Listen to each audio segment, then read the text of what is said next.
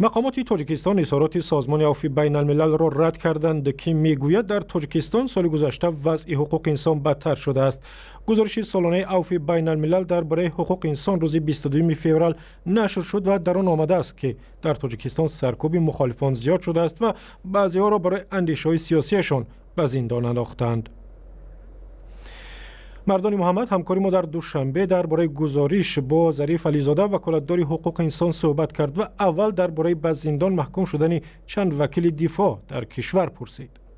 مسائلی هستند که آنها مزاجای خود فریب کردند، مسائلی هستند که آنها به ساختکاری دست زدند و دیگر جنایت‌های مشخص است. اما امروز ما یاد ندارم که همین تشکیلات کسی را تعریف کرده باشد. فقط البته فکرهای انتقادی دارد در بسیار موردها که مثلا خیلی که میگیم با مقصدهای خودشون اینا را استفاده میبرند، اما خیلی که ما میبینیم در سالهای اخیر بسیار آزادی‌های بیان از جمله دیگر مسائل منیم محاکمه‌های همه‌جانبه مسائل هم سیاسی هم دیگر مسائل حیاتی که امروز تاجیکستان ما دارد شده است، نه تنها در داخل تاجیکستان بیرون از مرز تاجیکستان مسائل صورت گرفته است و ما مخصوصا که تشکیلات هستیم که در این مسائل بسیار کار میکنیم، بعضی عموما تحلیل‌ها میگذرانیم، دیده ایستادیم که سال به سال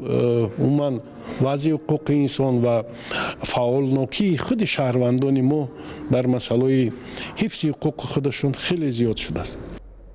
و سال دیگری همکاری ما درباره به زندان محکوم شدن اعضای حزب ممنوع نهضت اسلامی بود. اون شخصانی که به جوابگری جنایت کشیدن، البته آنها برای جنایت‌های مخصوصی که آنها صادر کردند 40 نفر آدم از حیات محروم شدند. البته این جنایت‌های بسیار وزنینند و شخصانی که اینا رو دستگیری کردن، شخصانی که آنها اشتراکچی بودن از جمله عموما ریاستی عالی حزب نهضت اسلام که در این کار دست داشتن، این چیزا اثبات شدن در سود.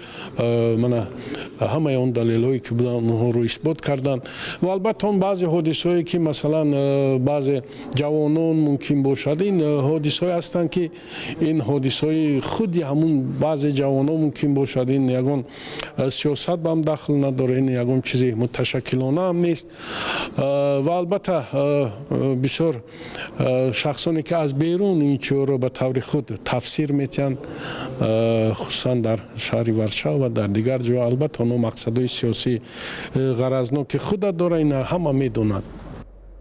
و ظریف علیزاده همچنین درباره وضع آزادی سخن در تاجیکستان پرسیدیم که سالهای اخیر بدتر شده است. من فکر نمیکنم که بدتر شده است، خیلی خوب شده. البته بعضی مسائل اقتصادی هستند، مسائل مالیوی هستند، چند تا واسطه اخبار عمومی مستقل که بودن بعضی آنها از کار موندن، این تنها سببای مالیوی اقتصادی دارد. مصاحبه کامل با ظریف علیزاده و خلاصه گزارش سالانه سازمان عفو بین الملل در وبسایت azadi.org هست.